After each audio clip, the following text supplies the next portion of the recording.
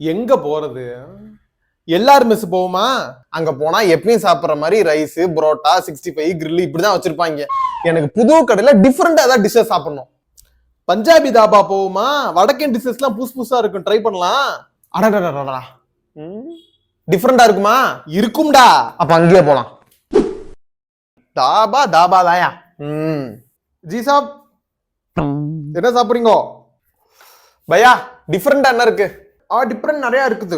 Dynamic chicken, chilli பிரான், छोले भटूरे, தால் makhani, chicken லப்பேட்டா, butter நான், garlic நான், butter ரொட்டி, கார்லிக் ரொட்டி.